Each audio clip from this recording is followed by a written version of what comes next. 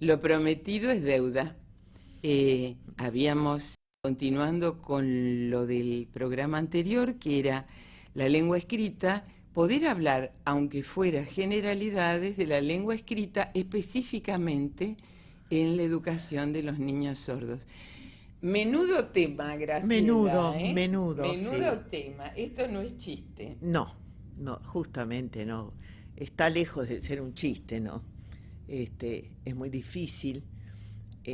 Perdón que te interrumpa. Sí, Recordemos primero sí, algo que seguramente por ahí, si no vieron el otro programa, sí, ¿qué es la lengua escrita?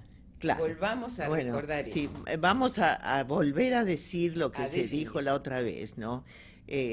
La lengua escrita es una lengua. Es una lengua escrita, ¿no?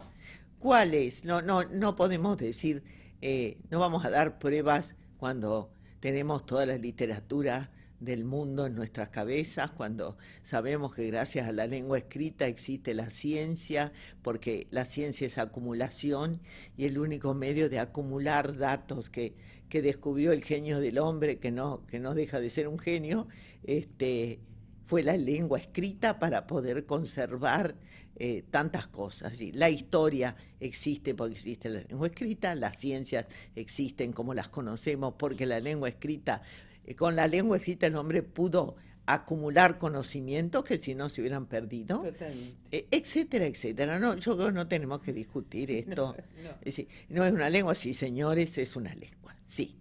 Bien, cuando yo enfrenté la sordera como problemática, lo hice por la lengua escrita. A ver, ¿cómo es esa historia? Porque mi tesis de doctorado es una tesis sobre la lengua escrita. Una tesis semiótica, digamos, con un enfoque semiótico, ¿no? Es decir, dejemos de lado lo estrictamente lingüístico y digamos, bueno, ¿cómo se define una lengua? ¿Viste? Ese es el tema. Bueno, una lengua es una lengua en la medida en que, por ejemplo, puede traducir a todas las otras lenguas o puede, este, eh, puede ser usada para traducir las otras, porque no es la lengua la que traduce, sino el que lee y escribe, ¿no? Sí, el Bueno, usuario de eso. etcétera. Y mi planteo era, en ese momento, independientemente de la sordera, porque yo no sabía absolutamente nada de la sordera en ese momento, fue demostrar hasta qué punto era una lengua independiente de la lengua oral.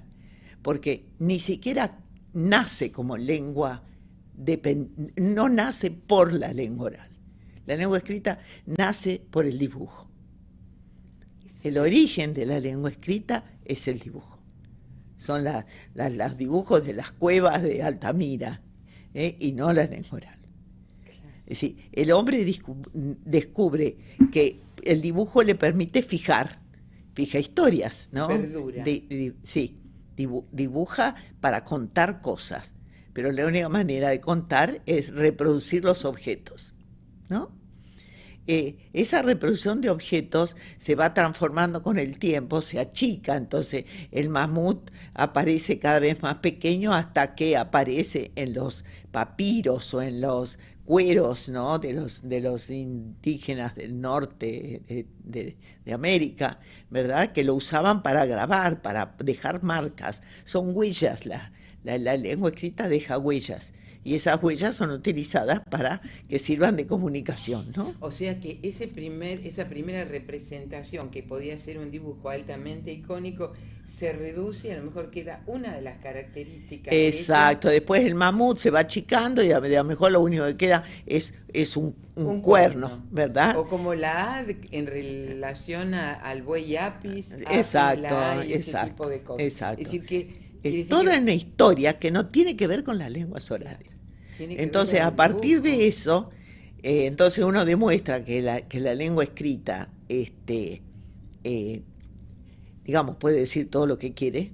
El hombre puede decir absolutamente todo lo que quiere, pero además puede transmitir a través del tiempo y de la distancia, cosa que la lengua oral no puede. No puede. Nosotros gritar más de una cuadra no creo que podamos, No, ¿no? seguro, O mucho menos. los silbidos de los vascos que parece que desde las montañas se oyen, ¿no? Claro, Bueno, son esas cosas.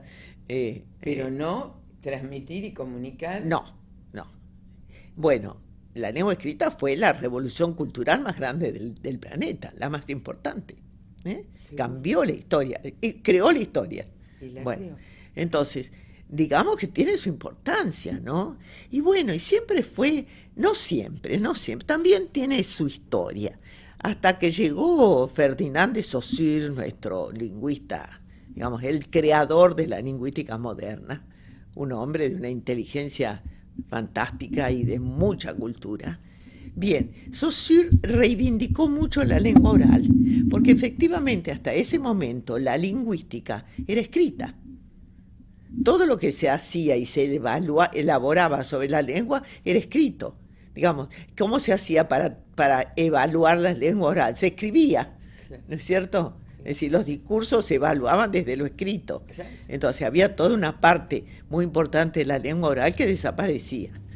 Hasta que llegaron las grabaciones, la televisión, la radio y demás, pero si no, no había. ¿No? Entonces, cuando aparece esa tecnología, de Saussure decide que hay que reivindicar la lengua oral con toda la riqueza que la lengua oral tenía. Y que la lengua escrita reproduce, porque para eso tiene todos los signos, todos los rasgos suprasegmentales que hacen que uno ponga el acento, el signo de interrogación, agrande la letra, achique la letra. La escritura tiene una gran cantidad de posibilidades de expresar entonaciones, ¿no? Emociones incluso. No tenés más que ver Claro. Las tiras cómicas, ¿no? Es decir, la historieta, que se las arregla para que aparezcan todo. gritos, Ruido. bueno, espantos, todo. Sí.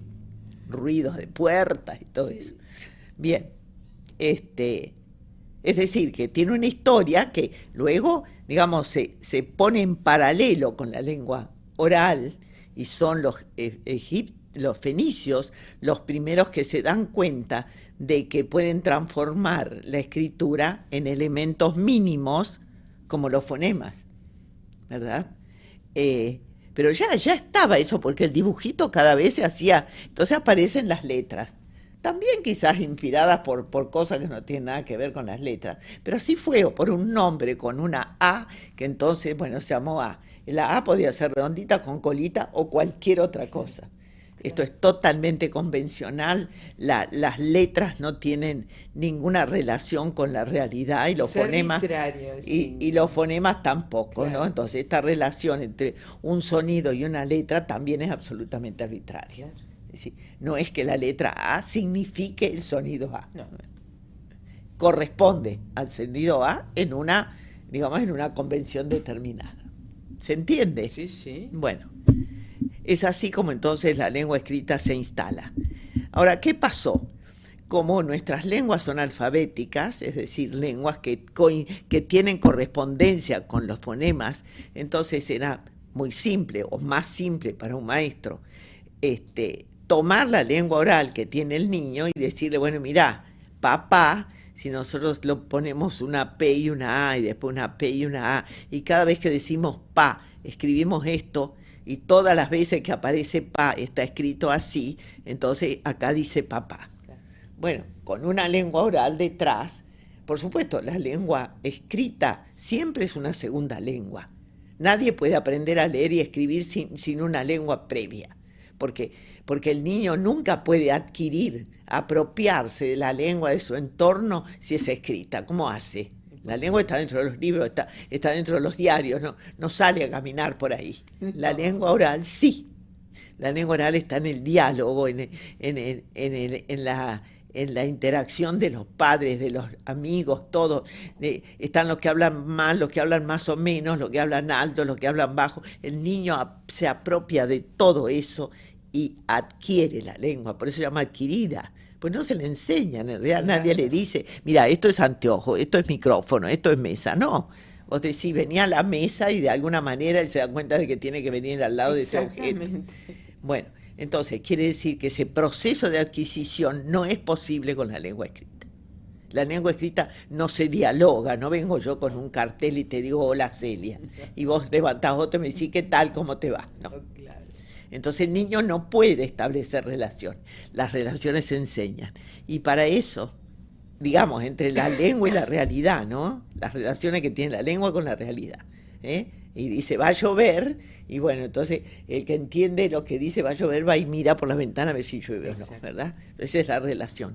Pero, ¿qué pasa con una lengua escrita que no lo puede, que no lo hace a eso, ¿no? Claro. No hay un diálogo. Entonces, la lengua oral sirve para aproximarle la realidad al niño que está aprendiendo a leer y a escribir. ¿Es necesaria? Sí, es importantísima. Bien, y acá viene el corte, el quiebre terrible en el caso de sordera. Claro. El niño sordo no oye, no tiene lengua oral. Y no la lengua oral que tienen los oyentes, hablemos de eso. Sí, que sí, algo dicen, algo hablan, sí, y ojalá digan y hablen todo lo que puedan y lo mejor posible, pero eso no es la realidad. No. Esa no es la realidad. Los niños sordos no hablan y sobre todo no oyen. Porque fíjate que un niño que tenga un problema, digamos, de habla, que tenga una parálisis, una apraxia, o como se llame. Sí, una disfasia, por ejemplo. O una disfasia, ¿no? Pero que oye, es un niño que adquiere la lengua oral. Sin ninguna dificultad. Bueno, entonces el niño sordo no adquiere la lengua oral porque no oye. Y porque la lengua oral es fónica.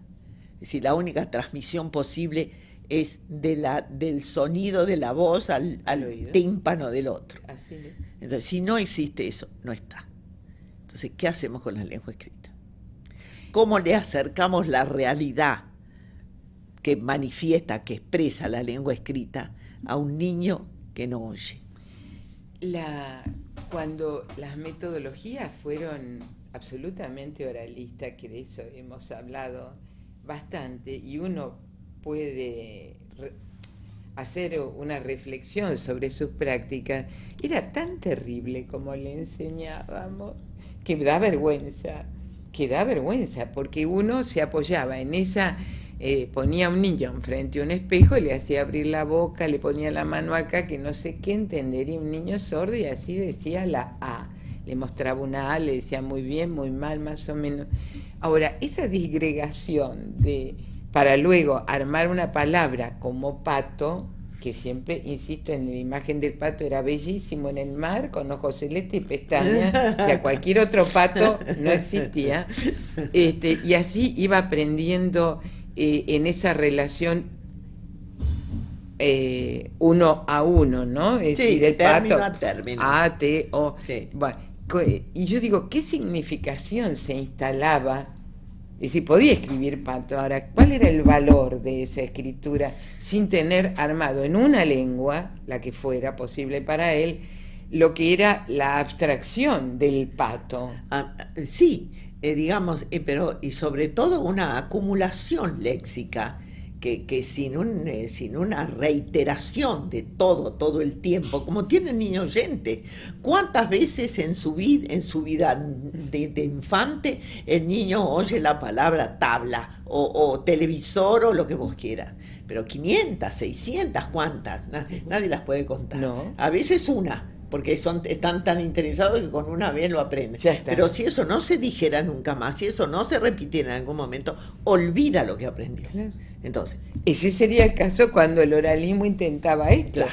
Todo se borraba rápidamente porque no había que entonces anclarlo. El drama de los maestros que habían logrado enseñarles 25 palabras y se iban de vacaciones, que volvían, no se acordaban de nada. De nada. Y todos los años lo mismo. La misma historia. Bueno, el fracaso de la alfabetización en los niños sordos, no te lo tengo que contar a vos, ¿no? Es masivo, pero masivo. Bien, entonces uno dice, pero entonces, como decía Conrad, un lingüista inglés, decía que no eran aptos para la lengua escrita. Bueno, entonces vos te lo preguntás, claro, efectivamente, una lengua visual que solo se ve, porque no suena, no suena. Entonces, si no suena, ¿cómo es posible que el niño que es sordo y solo es sordo no pueda aprender a utilizarla, a servirse de esa lengua? Bueno, no, porque no oye, y como viene apuntalada y sostenida por la lengua oral, al no estar la lengua oral, no hay manera de enseñarla. Era bastante drástica la postura. O sea que entonces la condición sine qua non era que tenía que aprender a hablar para colmo. Porque, bueno, ellos lo decían, pero ¿cómo? ¿Con qué esfuerzo? ¿Con cuánto reproducción? ¿Qué conciencia tenían de lo que estaban reproduciendo si no se oían? Y bueno, entonces tiene que aprender la lengua oral para poder leer y escribir. Esa era la consigna. Sí, era la consigna incluso en la formación docente. Bueno, entonces no le quedaba otra que aprender a hablar, pero resulta que como detalle interesante era sordo, ¿no? Por ejemplo. Es muy impresionante esto. Esto es terrible, no poder entenderlo. Uno se lo cuenta a los demás y dicen, pero ¿cómo puede ser? Bueno, a esto se suma, yo entro en este momento, cuando yo hago mi tesis y después quiero dejar de estar en una torre de marfil donde los teóricos nos regodeamos con nuestra propia teoría y nunca salimos a la realidad, a la palestra. Yo pensé que quizás con esto que yo había hecho, esto podía ser útil en alguna parte, ¿no? O a alguien. Y entonces pensé en los niños sordos, pero intuitivamente yo jamás había visto un sordo, ¿no? Nunca. Y si lo vi, como no se sabe si es sordo o no, no te das cuenta, tenés que entrar en contacto con un sordo. ¿Y cómo fue ese acercamiento? Y bueno, casi me caigo desmayada. Yo lo conté en otra reunión que tuvimos cuando llegué aquí en Buenos Aires, yo ya vivía en Buenos Aires, venía de Córdoba. Y fui a un congreso para ver qué pasaba con los sordos. Y fue donde vi a los sordos con una persona que estaba moviendo las manos. Y la persona que estaba con el discurso estaba leyendo. Leía, era un médico, estaba leyendo un texto. Y había una persona al lado que movía las manos. Entonces yo pregunté qué hacía esa persona. Me dijeron, bueno, está interpretando. Bueno, entonces yo veía a los sordos así, todos así. Y entonces yo le digo, ¿y si le dan una fotocopia a cada uno, no sería lo mismo? Bueno, miró la señora que estaba a mi lado y me dijo, no, dice, porque no saben leer. Bueno, ahí ya fue como, ¿qué? ¿Cómo puede ser? Es pero un ser una humano. Invitación a poder poner en práctica. ¿Y por qué? Y porque no saben hablar. Claro. Bien, creo que ahí se me prendió el bichito del desafío. Claro, interesante lo que te dijo, porque no saben hablar, no te dijo porque no oyen. Claro. No, pero es que nadie lo dice. Claro. El sordo, ellos creen que el sordo es mudo. ¿Viste? Claro. Resulta que el problema es que el sordo no que es mudo. Claro. Porque aprender a hablar aprenden. Seguro. Pero no oyen ni lo que dicen. Bueno. Y ahí comenzó esta historia, ¿no? Mi historia. Y bueno, y yo tenía como tema como base teórica, que la lengua escrita es una lengua, por lo tanto tiene que poder ser adquirida, no como primera lengua, porque es escrita, porque no es dialógica, entonces un niño no la puede adquirir solo, hay que enseñarla, pero si es una lengua, ¿cómo no va a ser enseñable con otra lengua? ¿Con otra lengua? ¿Cuál? Eso que estaban haciendo ahí, ¿qué diablos es eso? Claro. ¿No? Bueno, ahí yo empecé a investigar y bueno, y me costó muy poco convencerme de que efectivamente tenía la misma eficacia que cualquier lengua, ¿no? Y yo fui una vez en París a una conferencia, pues yo me fui a Francia con una beca a hacer esto de la alfabetización. ¿Y allá en Francia cómo estaban en ese momento? Bueno, estaban entrando en la lengua de señas. Ya estaban en la lengua de señas año 73. Ya estaba la lengua de señas en las escuelas y había sordos en las escuelas enseñando la lengua. Ya. Entonces, bueno, abismal yo caí en un mundo que se me dio vuelta. Claro. Y trabajé en una escuela haciendo la investigación durante 2 años. Y me senté a mirar a los chicos y a los maestros. Ahora, a pesar de que usaban la lengua de señas, de que hablaban y se comunicaban y explicaban ciencias, todo en lengua de señas, para la lengua escrita había que hablar. ¿Cómo cuesta entender? Eso fue muy impresionante. Claro. Y bueno, entonces Eso es ahí la sí. ortodoxia de la formación. Pero estaban también. tan inseguras, Claro. tan poco satisfechas con lo que hacían las francesas que me aceptaron muy bien. Yo les dije, yo vengo a investigar si esto se puede hacer de otra manera. Ay, me dijeron, sería bárbaro. Bueno, Claro. y me acompañaron durante 2 años y fue muy maravilloso, ¿no? Porque Graciela, o sea, que las materias especiales se daban en lengua de señas sí, y solo de manera oral, me refiero oral en cuanto sí, a lengua, sí, lengua de señas. sí. Y no había textos escritos de esas materias especiales. ¿Para los niños? Sí. No, yo estaba en primera, Estabas en un... en un ciclo, en primer ciclo. El primer ciclo. Sí, no lo había. Había libritos, había libros, había revistas, había de todo, pero de todo. Y había un rincón, eso lo propuse yo. Ellos tenían libros, le digo, ¿por qué no hacemos una especie de salita? Tenía un aula maravillosa, enorme. Una especie de salita. Y es un premio ir a leer, no un castigo. Claro. ¿Verdad? Entonces, el que terminó primero el trabajito, bueno, puede Podía. ir y elegir lo que quiera. Y allá eso dio iba. resultado. Pero claro. Claro. Pero era un premio leer y no, Claro, porque un a mí me castigo. contaban los sordos argentinos que cuando se portaban mal los hacían pasar al frente para leer en voz alta, Así es. Perfecto. lo cual era un papelón y bueno, y eso era leer, ¿no? Sí, Un sí, papelón, Además ellos, aunque no se escucharan, sabían que no lo hacían bien. por supuesto. Entonces era como una forma de El demostrar... balbuceo y el Sí, sí, sí, tartamudeo sí, sí. constante, bueno. Sí, sí. Además, durante muchos años, como docente, yo me preguntaba, no mucho porque rápidamente oí de la Sí, sordera lo y me sé, fui a lo otro sé. lado, vos lo conocés. Sí. Por ejemplo, los chicos tenían que, se les daba para estudiar la Revolución de Mayo, que habían trabajosamente escrito 5 oraciones. Muy bien. Entonces la maestra tomaba lección, clase siguiente, sobre el 25 de mayo. Entonces ese niño sordo trabajosamente reproducía lo que había aprendido de memoria sin poder oír el 25 de mayo. Entonces, ¿qué hacía la maestra? En vez de dejarlo que contara todo el 25 de mayo y por ahí señalar, mostrar, apenas pronunciaba mal, muy mal, y le corregía, digamos, cabildo. A ver, cabildo, bien dicho, cabildo, cabildo. Bueno. Luego le decía, seguí. Después de 15 minutos de articular bien cabildo, que si pongo el aire, que si saco, que si es explosiva la letra, que si no tiene vibración, ya no sabía ni cómo. Entonces empezaba desde el inicio. Claro. El 25 de mayo, trabajosamente, en el cabildo, si lo decía mal, otra vez. Entonces yo le decía a los maestros, si la criatura debe aprender, siendo maestra también, debe reempezar desde el inicio, es que el contenido de lo que está diciendo ni siquiera lo tiene aprendido.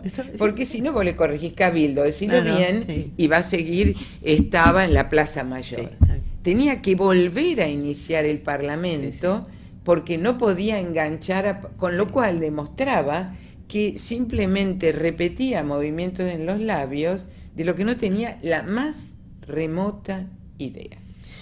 Y bueno, yo creo que el clic que lo hicieron ellas, estas maestras tan buenas maestras, tan bien formadas, que tenían la capacidad de plantearse inmediatamente, La ¿no? dificultad. Y además Entonces, ya respetaban la lengua de y señas. entonces ellas le Graciela. ponían una oración y se la repetían 1000 veces a la oración en lengua oral.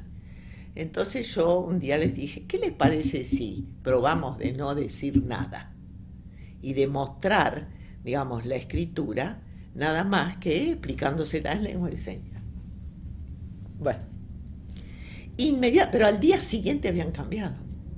Pero no les costó nada. Estaban tan incómodas con lo que estaban haciendo. Claro, pero no le costó nada ni a ella ni a los niños. Bueno, los niños estaban encantados. Claro. Y bueno, y ese fue un año maravilloso. ¿Seguro? Fue maravilloso porque, claro, había que enseñar palabras y no sonidos ni letras. Claro. Después solitos ellos se fueron dando cuenta de que las palabras empezaban con letras diferentes muchas veces. Entonces, a partir de la primera letra, agrupábamos los cartelitos. Todas las palabras que empezaban con A, después todas las con B, y cuando acordamos habían descubierto que había un alfabeto. Claro. Un alfabeto. a Kabbalah, a Kabbalah B, a Kabbalah C, y después ya entonces A, B, C, se dieron cuenta de que eso era un sistema que les permitía organizar cosas, ¿no? Y bueno, y a fin de año, tenían 6 años, ¿no? A fin de año había por lo menos 150 palabras en el pizarrón. En el pizarrón no, en una cosa que se pegaban las palabritas. Y entonces, un día yo llego tarde, ellos llegaban muy tempranito a la escuela, yo llego más tarde, era doble horario, la escuela, estaban todo el día en la escuela, una escuela magnífica, pública. Y entonces, uno de ellos me quiere contar, me decía cosas que yo no entendía, ¿no? Entonces, me dice que me siente. Y él sabía que nosotros sobre todo nos íbamos a entender con lengua escrita, porque Claro, yo sabía claro, más claro. la lengua escrita, obviamente, que la ¿Que lengua la de lengua de señas. señas francés? Claro. Entonces va y saca 3 palabras de la lista. Una era doctor, la otra era inyección y la tercera era hospital. Y me las puso así, arriba de la mesa. Y me decía que las mirara, Y que me decía que él. Entonces yo le pregunto a la maestra qué pasó. Le digo, lo llevaron a un hospital, le pusieron, un médico le puso una inyección, le pregunto yo a la maestra. La maestra me dice, ¿vos cómo lo sabés? Digo, porque me lo escribió. Yo dije, sí, me lo escribió, porque era como escribir. Claro. Él había elegido las palabras. Las palabras exactas, Sí. además. Bueno. Yo me imagino la caemos emoción. sentadas. Se puso pálida la maestra. Le dijo, y bueno, entonces ahí empezó todo un trabajo de toda la escuela, ¿no? Claro. Pero al segundo año me echaron de la escuela. Sí, me echaron. ¿Por qué? Me echaron. ¿Quién te echó, Graciela? Y porque yo era como un demonio, ¿no? Claro. Y digamos que había una asociación de padres que sostenía mucho la escuela en la cooperadora, es decir, todos los extras que tenía la escuela los pagaba la asociación de padres, incluso un plus para el salario de la directora. Y entonces le dije, en realidad la echaron a ella. ¿Qué va? Me dijeron, y le dijeron, o se va la lingüista, Sí. la lingüística con la lingüista, Con la lingüista. o te vas vos. ¿Sí? Y ella me lo planteó, ¿y qué te querés que haga? Yo no le voy a hacer, no le voy a... Ahora, ¿y la escuela esa cómo siguió? ¿O Y tuvo bueno, que...? pues lo que pasa es que fue aflojando, porque había mucha gente que estaba todavía por el oralismo, y meter, digamos, la lengua de señas para procurar enseñarles a leer y escribir era la muerte del oralismo ya, Claro. porque el bastión que les quedaba era la lengua escrita. Claro. Y al darle a la lengua escrita la posibilidad de independencia de la lengua oral y de ponerles otra lengua para que se explicara y se entendiera y acercara la realidad a esa lengua escrita, estaba la lengua de señas, era la muerte del oralismo. Ahora yo pregunto una cosa, es decir, ¿cómo fue el tema del oralismo como para enceguecer a la gente que durante muchos años no vio ningún resultado en cuanto no solo al aprendizaje, de la lengua oral como objeto Sí. único de estudio, sino que al no aprender la lengua escrita ni la lengua oral, todas las otras materias con que se enseñaba en Sí. la escuela Sí. era de una pobreza Sí. franciscana, Sí. porque al no tener palabras, Sí. anda a enseñar, no sé, Sí. el viaje a la luna en el año 69, el descenso Sí. del hombre en la luna. Sí. No, esto, digamos que nunca lo lograron, pero cuando el tema era así. A ver, no sé cómo se explica esto, debe tener una fórmula, porque ahora todo tiene fórmulas precisas, pero era el exitoso, el que tenía éxito, que debía de ser el 5% si era, tenía tanto valor que todos aspiraban a eso, aunque el sacrificio fuera inmenso. Impresionante. Es decir, había un modelo que era alcanzable. Entonces, como era alcanzable, todos tendían a eso y a no comprometer ese camino con nada. Es decir, una Y palabra... a no distraer el camino de la oralización. Claro, y en realidad creo que la premisa muy clara era no educar al sordo, sino borrar la sordera y convertirlo en un oyente. Bueno, digamos, era ignorar que la sordera tenía el peso enorme que tiene respecto del sonido, y la lengua fónica es puro sonido. Puro sonido. Ahora, realmente es un problema de gran ignorancia. No, pero ese es mucho más. O es un problema de una lengua que intenta fagocitar a otra, o el poderío de una lengua sobre lenguas minoritarias. Era peor, Celia. Era la idea de que la lengua oral era la lengua del ser humano. Lo cual es cierto, pero algo así como un mandato de la naturaleza, ¿me entiendes? Entonces, y la lengua de señas no era un mandato de la naturaleza, cuando en realidad era tanto mandato una como la otra, porque eso lo inventaron los sordos, por lo tanto. No lo inventaron, emergió. Fue una emergencia de los sordos eso. ¿Y cómo siguió este tema tuyo de trabajo en esto en entonces Francia? Yo me fui de la escuela. ¡Qué dolor! Porque uno había empezado... Pero hubo manifestaciones, no sabes lo que fue, sí. Bernard Motés al frente, donde los padres salieron a la calle, no los escuchó nadie. ¿Dónde estaba la sordera? Sí, claro, es una cosa mínima, ¿viste? Claro. Y bueno, una de las maestras, la primera que trabajó conmigo, desgraciadamente el año ese, se había jubilado y se había ido al sur.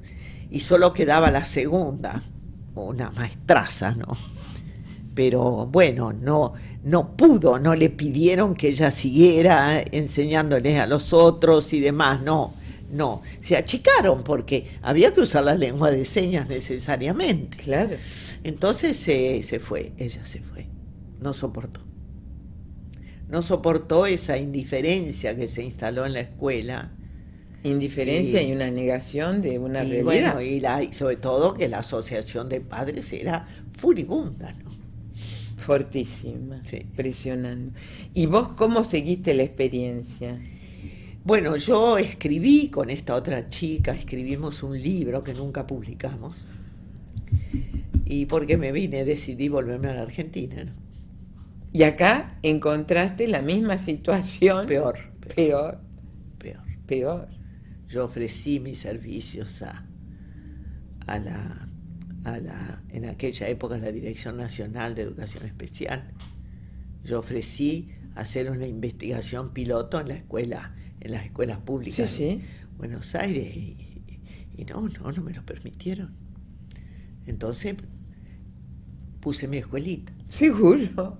Fue lo que hice, y me dediqué a mi escuela. Seguro. Y cuando uno pasa por la escuela... Y a hablar a donde me invitaran. Seguro. Y cuando uno pasa por la escuela y ve cómo los chicos escriben y cómo todo esto está sostenido, particularmente con Alicia, que es a quien suelo ver más, cómo sostiene toda esa cosa, que pizarrones llenos de escritura y toda una interacción previa. Sí, pero de escritura en la que ellos saben lo que dicen. Totalmente. Porque yo he visto pizarrones llenos de escritura donde los chicos no tenían idea de lo que se decía. Vos le das un cuaderno a un niño de las escuelas en general y no saben lo que dicen sus propios cuadernos. Entonces, es muy grave, y bueno, hay un analfabetismo, pero además hay ya una especie de cultura contra la lengua escrita entre los sordos. No quieren saber nada. Yo creo que no, porque los fracasos nada, han sido están hartos. Vos lo ofendés a un sordo pidiéndole que te escriba algo. No tenés que hacerlo nunca. No. Porque si no sabe, lo pones en evidencia. Y no saben. Pero, bueno. Y desde pequeñín ustedes en la escuela, ¿cómo aparece la lengua escrita, Graciela? Naturalmente, con cartelitos, con dibujitos al lado y con la lengua de señas. Seguro. Esto en lengua de señas se dice así, obviamente, digamos, hasta que se instala un léxico, hasta que ellos pueden llegar a una lectura, la lengua de señas los acompaña totalmente. Yo recuerdo unas palabras tuyas un niño oyente desde muy pequeño incorpora términos como kilómetros. ¿Cuándo llegamos a la playa? Faltan 5 kilómetros. Yo te veo. ¿Cuándo volvemos? ¿Cuándo llegamos? Sí, No sí, llegamos sí. nunca. El sordo tiene que aprender a nombrar el mundo entero. Entero. Por la lengua escrita. Exactamente, que aparece siempre más tardíamente, Sí. obviamente, pero tiene que, todo esto que una criatura oyente va entrando y por ahí hace un uso indebido de la palabra y es sumamente graciosa. Voy a contar una anécdota, como a veces los maestros nos equivocamos. Estaba en una escuela de sordos hace unos cuantos años, pero no hace 1.000.000 de años. Entonces la maestra va a leer un cuento. A 2 niños sordos, chiquititos, hermosos. Saca esos libros de cuentos que provocan la envidia de cualquier docente. Sí, claro. Bien, muy bien, con imágenes que se abrían y demás. Entonces, pero resulta que el cuento era muy particular, porque el cuento se refería a un hurón. Vos viste que en la Argentina los hurones andan caminando por las calles casi a diario. Había un hurón, un lobo y un oso polar que son del conocimiento de todos los chicos. Bueno, muy bien. En realidad, los chicos ya conocían el cuento, es decir, la maestra nos iba a mentir a la profesora y a sus alumnos de que estaba enseñando y que los chicos respondían. Entonces, bueno, esa cosa que tenemos profesores de sorda, que no saben lo que tengo acá, podés tener un hurón, por ejemplo, y cuando dicen cualquier cosa, muy mal. Bueno, entonces uno le dice, vas a leer tal cuento. No lo conocés. Los chicos lo conocían. Bueno, entonces, esa historia de leerle un cuento y armar una maqueta en relación con un cuento tan divino, porque tenés que armar una maqueta, pero así es como se enseña el cuento y no se discute. Pero claro, esto es lo terrible de la metodología. Pero es que saben que no entienden. Bueno, entonces pone el árbol y pone una palmera, pero acá era un pino y los sordos decían, no es igual. O cae la nieve, tiraba algodón. Y uno decía, nieve, no algodón. Mira, fue algo tan terrible. Terminó con el cuento, que fue un fracaso, y empezó a trabajar con los negocios. ¿Cómo se llama? Que también lo habían hecho en alguna clase. ¿Cómo se llama el negocio que vende verdura?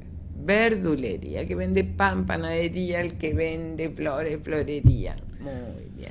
¿Cómo se llama el que vende autos? Autodería, contesta el niño, que tenía un gran resto auditivo, por eso puede hacer esa asimilación. Exacto.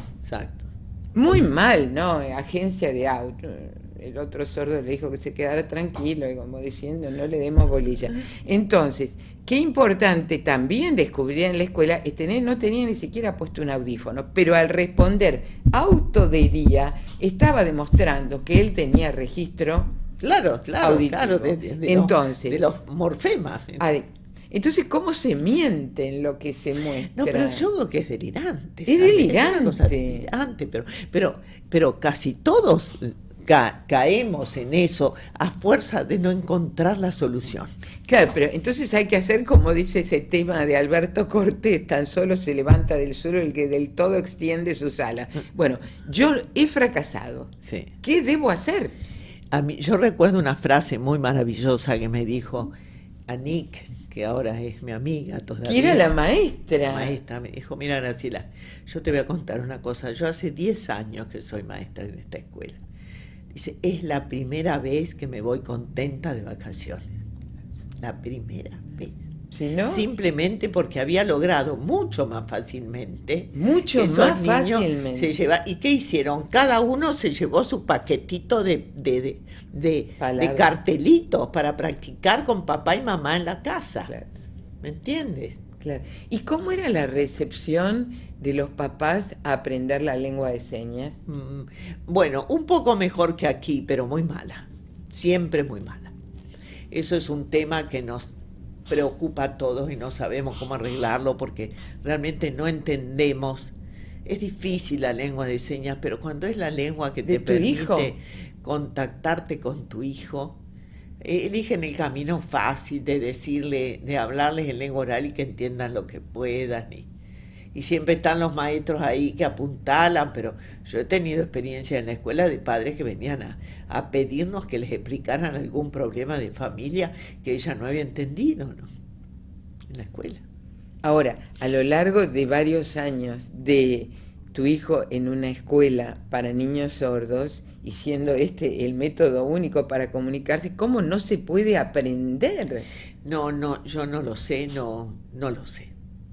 No puedo decir nada porque nos cuesta tanto que tendríamos que tener no sé, un congreso sobre el tema, a ver si a alguien se le ocurre cómo se puede revertir esta tendencia absoluta. Yo creo que se conforman con la semicomunicación. Claro, y esa semicomunicación genera todo atrasos de todo sentido después vienen los emocional. problemas serios de ¿Serio? adultos que los padres, bueno, no van a poder jamás poner. Porque también conocemos al revés, ese padre que por tener un hijo sordo aprendió la lengua de señas, Sí. pero lamentablemente no son... Pero son los padres que aprendieron la lengua de señas los que son capaces de llevar adelante movimientos de todo tipo, de solicitudes de todo tipo y demás, son ellos. Exactamente. Las asociaciones de sordos, de padres de los niños sordos, son muy fuertes. Ahora, a mí me echaron, una asociación de padres me echó, pero cuando entran en la lengua de señas te defienden a muerte, ¿no? Claro, fue la Sí, lo que asociación pasa de que padres de allá. en esa época era tan temprano todo que yo llegué en el momento que no correspondía. Claro. Y llegué a la Argentina en el momento que no Que correspondía. no correspondía. Sin embargo, Sí. Se produjo a partir de ese momento un cambio. Si nos ponemos la mano en el corazón, no se ha modificado en las instituciones que hoy dicen ser bilingües, Sí. esto lo digo por mi cuenta, va por mi cuenta y riesgo, Sí, a pesar de que está la lengua de señas en la escuela, sí. los alumnos no... Bueno, no, lo que pasa es que no es cualquier lengua de Por señas. eso. Es decir, minimizar la dificultad y la sofisticación de la lengua de señas es gravísimo.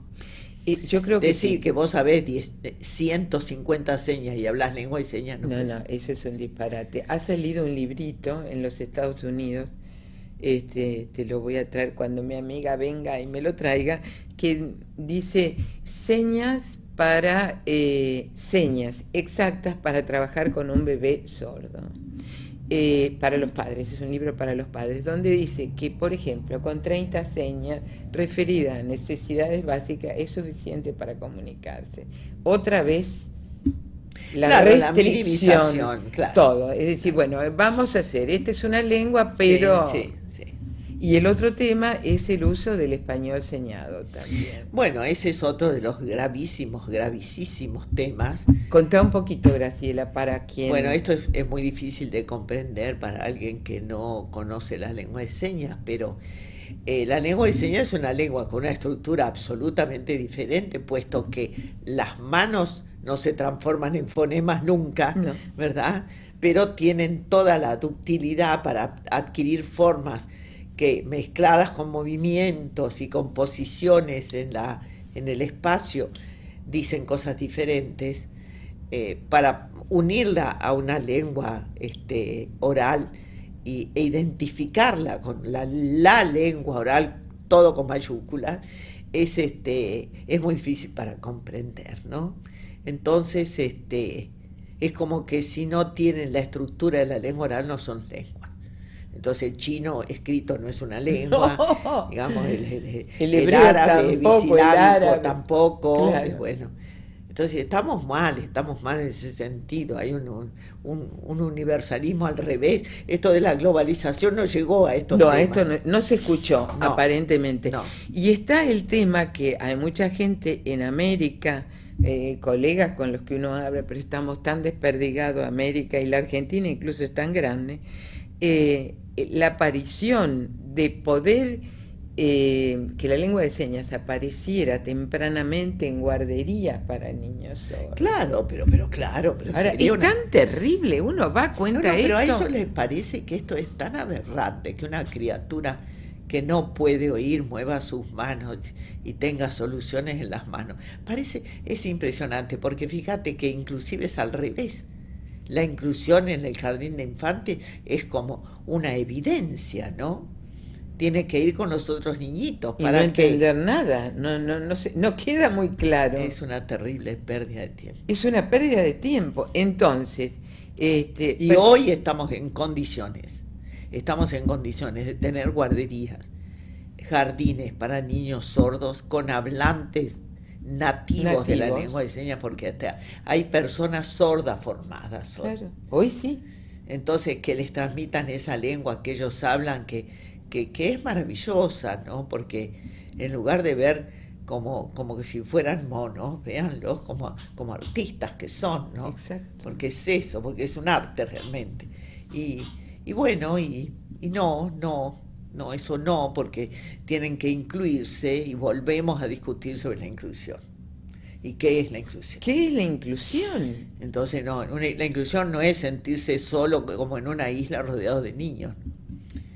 Y entonces, como dicen, es extraordinario, porque como dicen que cuando son chiquitos, ellos juegan entre ellos, es cierto, ellos no se entienden, pero como nadie entiende a nadie, todo va bien. Claro. Sin embargo, la emergencia de la lengua está ahí, en esa edad.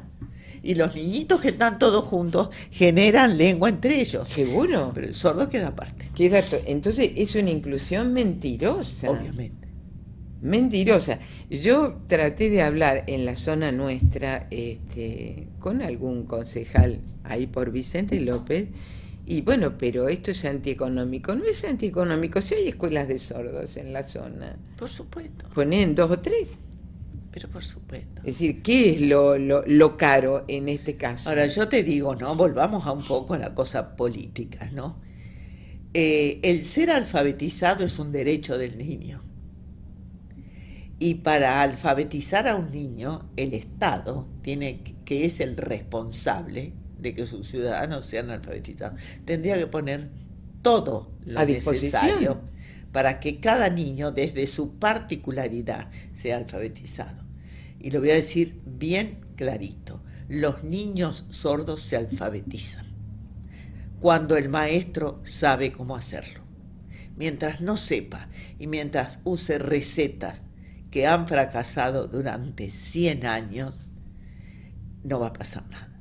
Entonces, ojo, que hoy somos responsables de una masa de personas sordas casi analfabetas. Exactamente, casi analfabetas. Y que tienen un cerebro como los otros.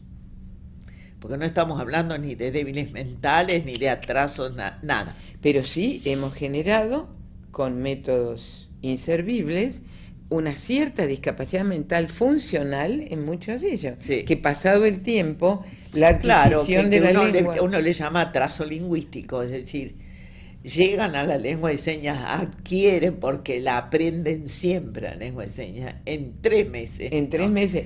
Pero queda esto de no haber recibido, según los neurólogos y todo demás, ciertas estimulaciones en ciertos momentos, aunque la gama es mucho más amplia, no es ni los 3 años ni los 4, pero mientras más temprano es, mejor es. Eso. Seguramente. Entonces, habiendo en el país, en la capital, en los diferentes lugares, escuelas de sordos, ¿por qué no instrumentar la llegada del niño sordo tempranamente? Bueno, lo que pasa es que la idea, me parece a mí, y ahí lo tomo a mi cargo, lo que digo, la idea es hacer desaparecer las escuelas especiales. Exactamente. Si es eso, la tradición fantástica que tiene la Argentina, que inició su primera escuela especial a fines del siglo XIX, no es un mérito. No.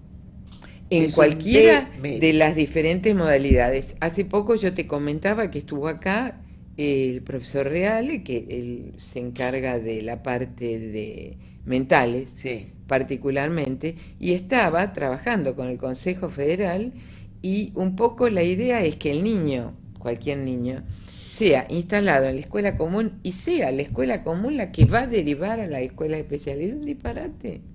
Es un disparate. Hace perder tiempo. Totalmente. Le hacen perder un año al niño. Exactamente. Entonces, primero, es perder el tiempo, es un disparate, y por otro lado, están poniendo en manos de un maestro que no está preparado para esa diversidad y que ya lo dijimos 1000 veces, pero hay que seguir diciéndolo.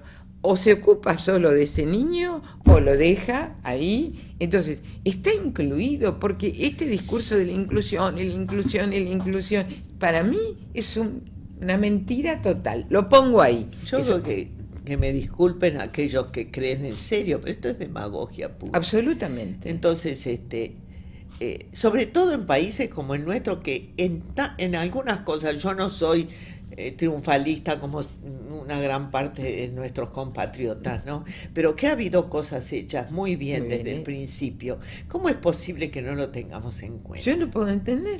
Bueno, la primera escuela especial que hubo en la Argentina fue para niños sordos. Exactamente. Y fue antes del siglo XX. Aparece Mentales mucho más tarde y de ciegos en el año 1940. Mirá vos. Hay una diferencia de 50 años, Mirá medio vos, siglo. mirá vos. Es importantísimo. Sí. Graciela, bueno, el tiempo se va, pero este es un tema para hablar, para hablar, porque alguien tiene que escuchar. Alguien tiene que escuchar y poder cambiar para montones. Yo creo que los únicos que nos van a escuchar son los sordos. Yo creo que sí. Gracias, como aunque siempre. sea una broma. Aunque fuera una, Sí. una broma, es Sí. así. Y de hecho uno lo reenvía a lugares donde esto pueda ser incluso traducido. Sí. Porque también ellos tienen que sentir la fuerza de quien los acompaña. Sí. Gracias, Graciela. Ay, muchas gracias, No, a muchas vos. gracias. Hasta la próxima. Gracias a todos.